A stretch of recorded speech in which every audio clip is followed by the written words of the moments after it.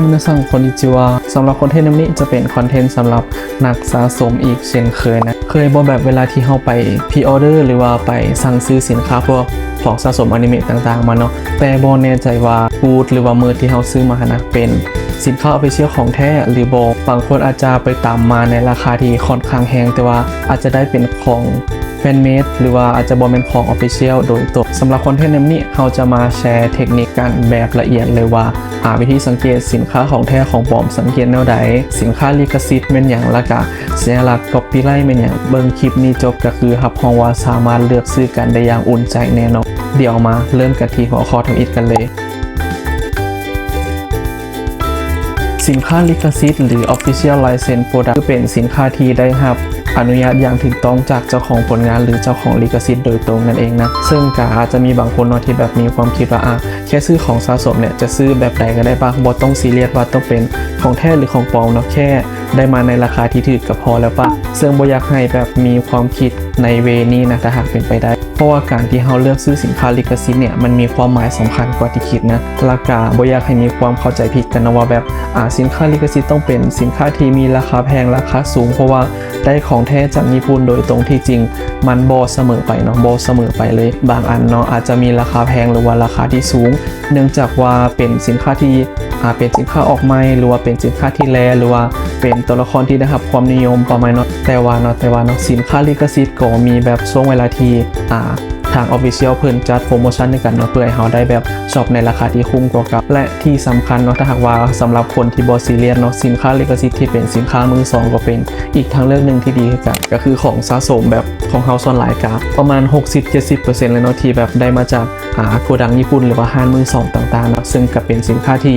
มีคุณภาพดีและก็ราคาประหยัดอีกเนาะมาเริ่มกันที่ข้อดีของการสนับสนุนสินค้าลิขสิทธิ์กันก็คือเนื้อสัมผัสเนาะหรือว่าเท็กเจอร์ของสินค้า Official เนี่ยจะดีกว่าเนาะที่สำคัญรายละเอียดคมกว่าชัดเจนกว่าและที่สำคัญการสนับสนุนสินค้าลิขสิทธิ์เท่ากับการสนับสนุนเจ้าของผลงานหรือว่าเจ้าของลิขสิทธิ์นั้นโดยตรงเลยก็คือรายได้ก็จะเข้าหาเจ้าของผลงานโดยตรงเลยในทางกลับกันเนาะถ้าหากว่าเป็นสินค้าของกอบหรือว่าสินค้าของปลอมที่บ่แม่นของลิขสิทธิ์เนาะก็คือรายละเอียดดีเทลของสินค้าอาจจะบ่คมบ่ละเอียดเท่าของแท้เนาะวัสดุอาจจะกองแกงกลัวแบบโบเนียบโบคมเท่ากับของแท้นะและการซื้อของปลอมนั้นเท่ากับการละเมิดลิขสิทธิ์นะสรุปสั้นๆก็คือถ้าหากว่าเราซื้อสินค้าของปลอมไปเนี่ยรายได้ก็จะโบไปถึงเจ้าของผลงานหรือว่าเจ้าของลิขสิทธิ์แน่นอนเนาะคือแบบมันแอบเจ็บนิดๆนะพอแบบการสร้างผลงานอนิเมะชิ้นหนึ่งขึ้นมาเนี่ยมันค่อนข้างที่จะใช้เวลาหลายเนาะและการทางทีมงานทุกๆคนเนี่ยค่อนข้างที่จะเวิร์คฮาร์ดกันแหงเนาะในการสร้างผลงานหนึ่งขึ้นมาฉะนั้นการสนับสนุนสินค้าลิขสิทธิ์เนี่ยก็เพื่อเป็น1กำลังใจหรือว่า1แรงผลักดันให้กับทางทีมงานผู้สร้างหรือว่าทางเจ้าของผลงานนั้นโดยตรงเนาะถัดมาเฮามาเบิ่งกันที่วิธีสังเกตเบิ่งสินค้า Official หรือว่าสินค้าลิขสิทธิ์กันว่าเฮาจะสังเกตแนวใดหรือว่าเฮาจะฮู้ได้แนวใดว่าน้องคนนี้เป็นสินค้าลิขสิทธิ์แท้หรือบ่สำหรับวิธีการสังเกตหนึ่งเนาะเบื้องต้นก็คือเราต้องเบิ่งคีย์เรทราคากันก่อนเลยขออนุญาตยกตัวอย่างเป็นนางจ่องนะสำหรับราคาสแตนดาร์ดเริ่มต้นทั่วไปของนางจ่องเนาะจะอยู่ที่ประมาณ8-900อัพเนาะหรือว่าอาจจะมีบางตัวที่แบบที่นะครับความนิยมแล้วก็เป็นตัวที่แรกก็จะพันอัพขึ้นไปเนาะ2ก็คือเราจะเบิ่งที่เนื้อสัมผัสของน้องนะก็คือของแท้เนี่ยบ่แม่นแค่นางจ่องนะบ่ว่าจะเป็นพวกเมนโดรอยพวกฟิกเกอร์อย่างต่างๆเนาะเนื้อสัมผัสหรือว่าเท็กเจอร์ของแท้เนี่ยมันจะเป็นแบบเนื้อที่แบบด้านๆเนาะจะบ่เป็นแบบเนื้อเงานะเพราะแบบเท็กเจอร์สีหน้าการลงสีตาสีผมต่างๆเนี่ยมันจะเป็นแบบเนื้อสัมผัสที่ด้านนะแบบจะบ่เป็นเนื้อมันเงานะก็คือแบบส่วนหลายที่เห็นของปลอมเราจะเป็นแบบหน้าอาจจะสีเพี้ยนหรือว่าแบบเนื้อเท็กเจอร์มันจะเป็นสีมันๆเงาๆเนาะถ้าหากคนที่เคยจับเล่นของแท้มาจะรู้นะว่าแบบสัมผัสหรือว่าเท็กเจอร์ของแท้เนี่ยมันจะเป็นเนื้อด้านเนาะสุดท้ายเนาะอันนี้เป็นสิ่งสำคัญที่สินค้าลิขสิทธิ์ทุกอันบัวจะเป็นพวกกระแจสแตนดี้ฟิกเกอร์เนนโดรอยอย่างต่างๆเนาะทุกสิ่งอย่างที่เป็นของสะสมอนิเมะถูกลิขสิทธิ์หรือว่าเป็นสินค้า Official จะต้องมีก็คือสัญลักษณ์ก๊อปปี้ไลท์นั่นเองเนาะส่วนหลายแล้วเนาะสัญลักษณ์ก๊อปปี้ไลท์เนี่ยจะอยู่ตามตัวโมเดลหรือว่าอยู่ตามตัวฐานของน้องเนาะถ้าเรามี สัญลักษณ์ copyright หรือว่าเครดิตตัวนี้แล้วเนี่ยก็คืออุ่นใจไปหลายกว่า 50% แล้วนะว่าเป็นสินค้า official ของแท้นั่นเองบ่ว่าจะเป็นพวกสแตมป์เข็มขัดสแตนดี้อย่างต่างๆเนาะน้องก็จะมีแบบสัญลักษณ์ copyright อยู่ตามตัวผลิตภัณฑ์นะแซมเปิลให้เบิ่งประมาณนี้ลิงก์มาที่หัวข้อถัดมากันเลยสัญลักษณ์ copyright เป็นอย่างสัญลักษณ์ copyright เนาะจะเป็นสัญลักษณ์วงมนและก็มีตัว C เนาะอยู่ทางในครับสัญลักษณ์ copyright เนาะจะเป็นสิ่งที่ชื่อว่าเป็นสินค้าหรือว่าเป็น product ที่เจ้าของผลงานหรือว่าเจ้าของลิขสิทธิ์เนี่ยอนุญาตให้ผลิตหรือว่าจัดจำหน่ายได้อย่างถูกต้องนั่นเองเนาะและก็ถ้าหากสินค้าใดที่บ่มีสัญลักษณ์ copyright ตัวนี้เนาะก็คือสินค้านั้นอาจจะเป็นสินค้าแฟนเมดหรือว่าสินค้าที่เฮ็ดขึ้นมาเองโดยที่บ่ได้รับอนุญาตจากเจ้าของผลงานหรือว่าเจ้าของลิขสิทธิ์โดยตรงนั่นเองนะเบิ่งมาฮอดนี้แล้วหลายคนอาจจะสงสัยว่าตัวอักษรทั้งหลังสัญลักษณ์ copyright เนี่ยหมายความว่าใดหรือว่ามันสื่อถึงหยังเนาะซึ่งถ้าเป็นสินค้าหรือว่าของสะสมอนิเมะส่วนหลายเนี่ยขออนุญาตแซมเปิลเป็นสินค้าของเรื่องคิเมซุโนะยาอิบะนะด้านหลังก็จะเป็นเครดิตเนาะ copyright ตามด้วย KG เนาะ /SAU นะมาเริ่มกันที่ KG กันเลย KG จะเป็นชื่อย่อของอาจารย์โคฮารุโคโตเกะเซนเซนั่นเองนะที่เป็นนักเขียนนักแต้มมังงะเรื่องคิเมซุโนะยาอิบะนี่ขึ้นมานะถัดมาจะเป็นตัว S นั่นเองนะตัว S ตัวนี้จะเป็นชื่อย่อของสำนักพิมพ์ชูอิชะนั่นเองนะที่แบบตีพิมพ์มังงะเรื่องคิเมซุโนะยาอิบะถัดมาตัว A จะเป็นอนิเพล็กนะอนิเพล็กจะเป็นบริษัทที่ผลิตและก็จัดจำหน่ายอนิเมะนั่นเองนะสุดท้ายเนาะตัว U เนาะ U ในที่นี้ก็คือจะเป็นตัวย่อของ Ufotable นะซึ่งหลายคนอาจจะรู้จักกันดีอยู่แล้วเนาะสำหรับ Ufotable ของเราก็คือจะเป็นสตูดิโอที่สร้างอนิเมะโด่งดังหลายๆเรื่องเลยนะคิเมซุโนะยาอิบะและนี่ก็เป็นหนึ่งในผลงานที่ถูกสร้างโดยสตูดิโอ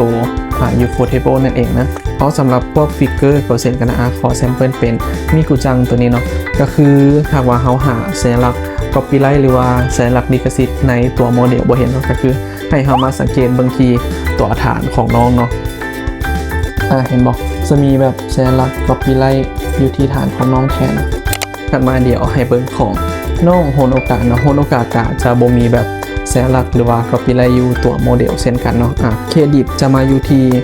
ตัวฐานของน้องนั่นเองเนี่ยเครดิตจะมาอยู่ที่ฐานของน้องนะราคาอาจจะมีอีกกรณีหนึ่งเนาะถ้าหากว่าแบบสินค้านั้นยังอยู่ในแพคเกจิ้งหรือว่ายังอยู่ในกล่องอยู่เนาะเราจะ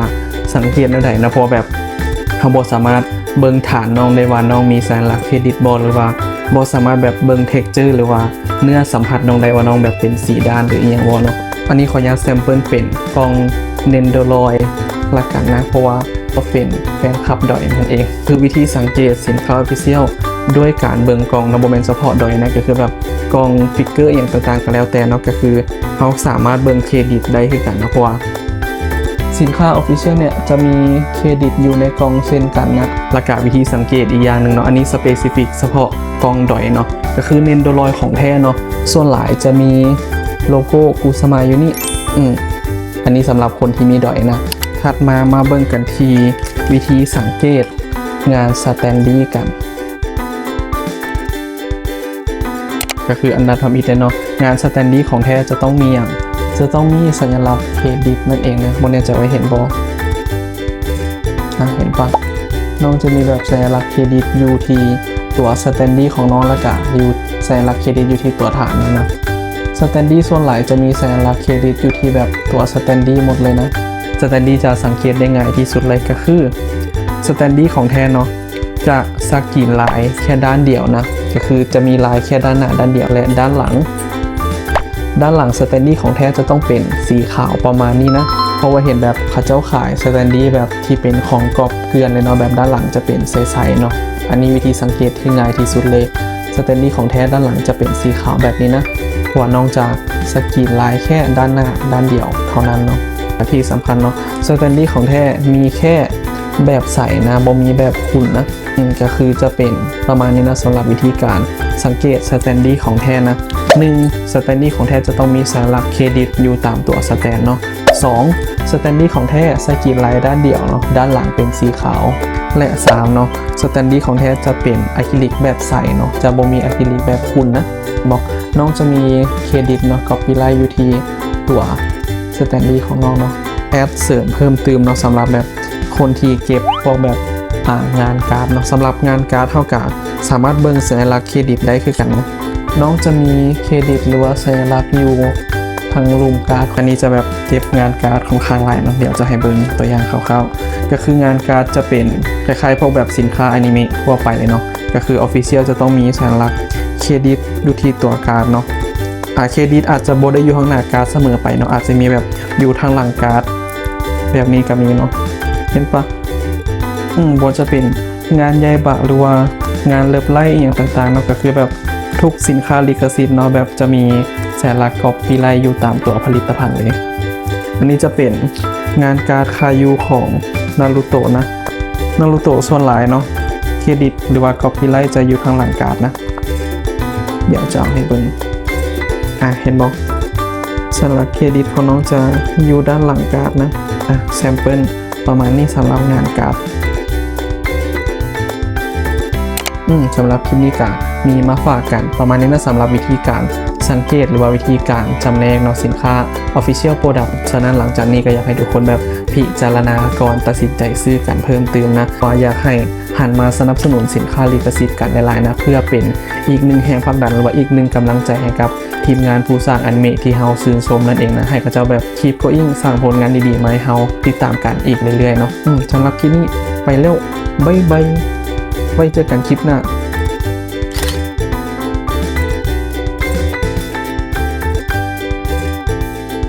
เหตุเวียกบ้านนักพอสมควรนะที่จะแบบรีเสิร์ชข้อมูลต่างๆมาอ้างอิงในคลิปนี้